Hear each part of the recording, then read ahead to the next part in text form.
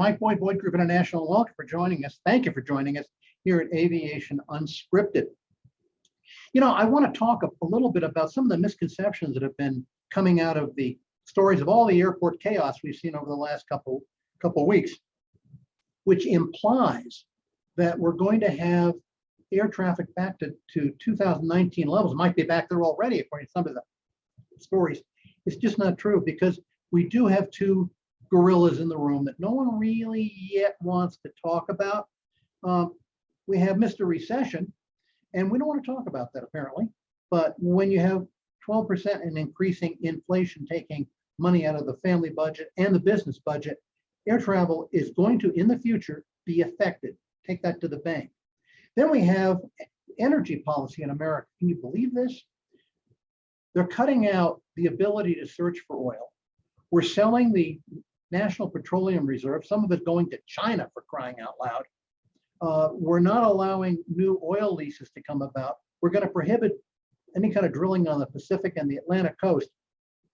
And the guy in the White House has now turned around and said, one of the problems is it's those gas stations, those mom and pop stops that are gouging the public. I want to check, please, because what that says is we don't have any relief from increasing oil prices, and that means increasing Jet A prices. Consumers, take a look at the numbers about consumer confidence. When consumers have low confidence, they don't spend money on air travel. Airline labor costs are going up. They have to.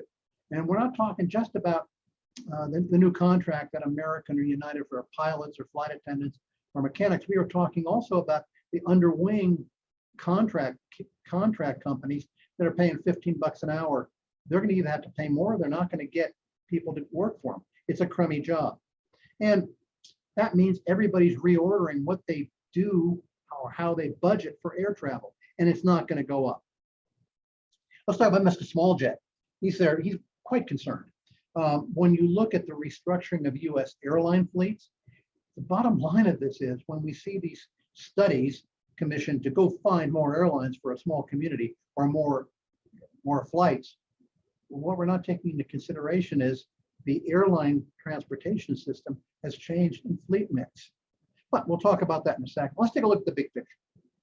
Right now today, according to Airports USA, as of this Tuesday, July 5th, we are looking at about 835 million enplanements for the year 2022.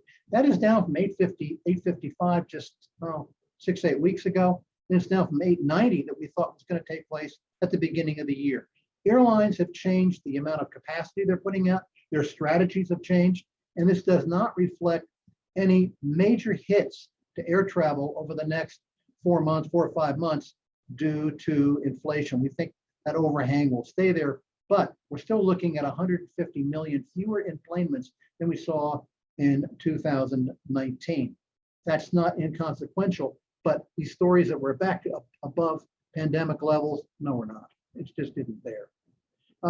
Take a look at this. This is kind of an interesting example of where we see air transportation going. We don't see a lot of growth over the next several months. We see it being pretty much level at 70 to 80 million enplanements, but we don't see a whole lot of growth because we don't see fleet growth and we don't see capacity growth. This may be the floor. It may not drop beyond this, but it's not going to grow significantly in the next couple of years, we don't think. One of the other things we look at is where are the vulnerabilities. Now we look at the top 15 growth markets as our analysis shows between 2019 and 2025. And if you take a look at this, 7 or 8 of these are leisure markets. Leisure markets are driven by discretionary traffic. Discretionary traffic is driven by discretionary dollars. And what does inflation do to discretionary dollars? Draw your own conclusion. Some of these are more vulnerable than others. Take a look at Melbourne. It might be a Florida destination, but there's significant business traffic in and out of there due to the economic development that airport and that region has engaged in over the last couple of years. But we would urge any airport that has high levels of leisure traffic, such as some of these, to take a hard look at what the vulnerabilities might be and what the softness of that traffic might be as we go forward. Some other depressing data from Mr. SmallJet.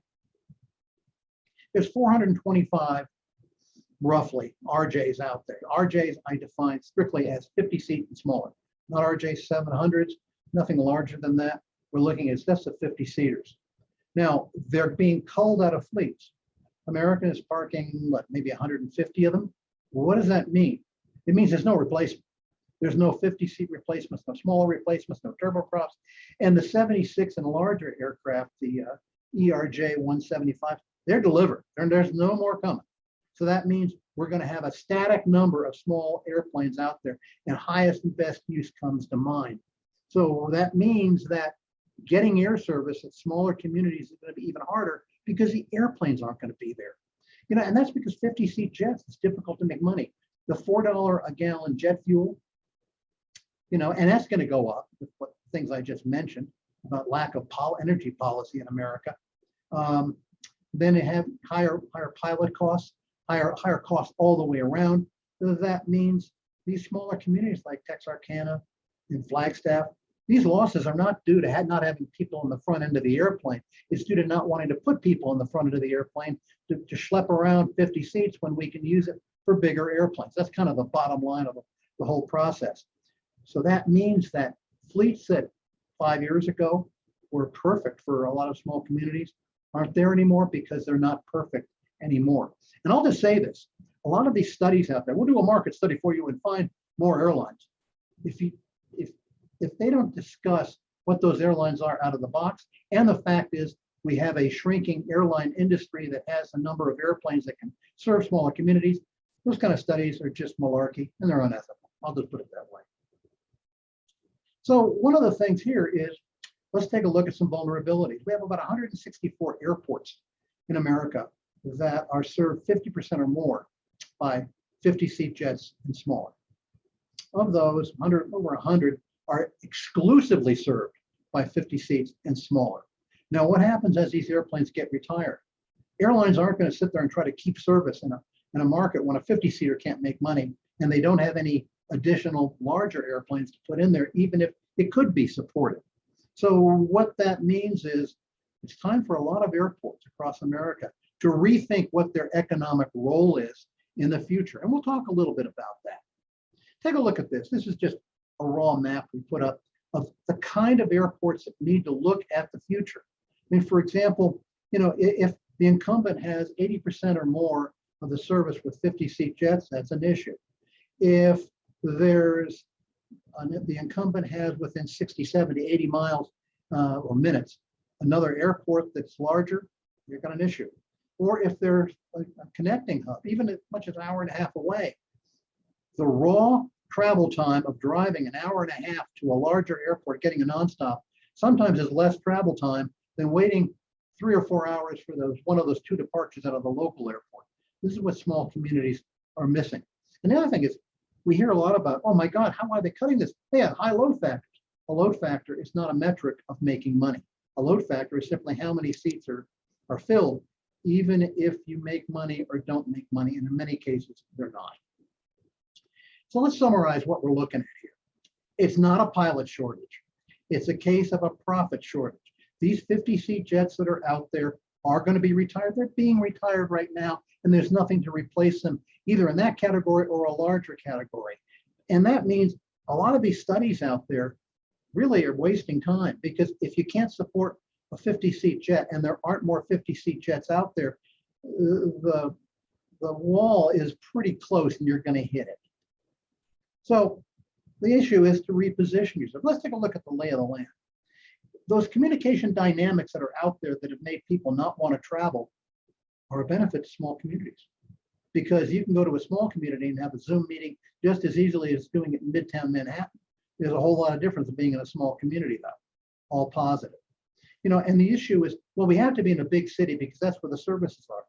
Let me give you a clue. The services in Lima, Ohio, for all intents and purposes, are every bit as good as the services in Los Angeles. So that's one of the issues. Plus, take a look at the problems in places like Los Angeles. High crime, homelessness, in the midst of all that, trying to reduce the number of police that are out there, stupid woke policies. Hey, nobody in the right mind is going to put a business in Southern California or in Portland. I'm going to name names here, or in Washington State. It just doesn't make any sense. What does that mean is quality of life. That means there's quality of life elsewhere. And that means small communities with or without scheduled passenger service can start to attract some of these businesses if they plan for it. So let's talk about the vulnerabilities and then wrap this up a little bit here. First of all, vulnerabilities, if you have a lot of leisure growth that came about in the last 2 years, that may not be in concrete. If a lot of it is impulse traffic, in other words, hey, Allegiant's got a great low fare, that may be vulnerable as well. If we have communities, as we just pointed out, that are entirely dependent upon the economics of 50-seat jets, that's a vulnerability. And if there's alternatives, remember, this is one of the things these air service development studies miss entirely, which is alternatives for the consumer. They look at things like leakage studies, which are ridiculous, and they'll say, well, more people would use this airport. If you had the 300 flights that Detroit has, yeah, you might, but you're never going to get that.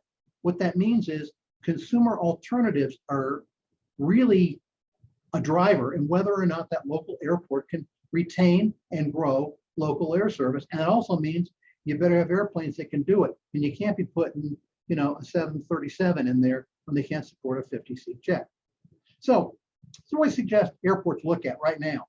First of all, what is the economic role of the airport in the current region? What is your economic impact? I'm not talking about a lot of the jive stuff you put together implant, and look at all the stuff we got. Some of that's valuable, but what is the real economic impact that hasn't been tapped yet? What's a population within a two-hour range? What's the dynamics of that population, the economics of that population, the spend in there, the EBI in that area? Look at all that. And then what is the advantage of this region that you may be in the future economy, which is going to involve logistics that we didn't have 10 years ago. As we pointed out in our discussion, our Box Day Arm discussion with Catherine Creedy, an ATR 72 could be your distribution center every night. Those things might happen, and it doesn't have to be, it can't be really at a big airport. It's smaller airports, rural airports that are going to be in the catbird seat for that. And that means putting a plan together, a plan to generate economic growth in your region using the airport. Inside the fence, take a look at your ALP. What is available that could attract businesses? When you did your analysis of your demographics, what kind of businesses, what kind of economic trends are there? What kind of skills are going to be necessary? Look at all those things. There's a lot more opportunities we might be giving small communities credit for, and then put a plan together and put an idea together of what you're after, and then start defining targets. That component manufacturer in Portland, that small planning company that may be in Fresno. Those are the things you want to start to look at, because let's face it, got a lot of the folks in California, but you have a government there, as well as you do, I guess, in Oregon and Washington, that really doesn't like business. And that means places in Ohio or Iowa or Texas or Florida, they do like business. And when you like business in this economy, you don't have to be next to a big community to make it work. So if you want a copy of this deck, we'd be happy to send it to you. If you want to share it with your board or your community leaders or your media, we'd be happy to send this to you. Just log on to aviationplanning.com, hit the contact button and ask us for it. And if you're interested in moving ahead beyond just air service, give us a call as well. We'd love to talk to you about an economic development program for your airport. So with that, I think the rant is over, if you will.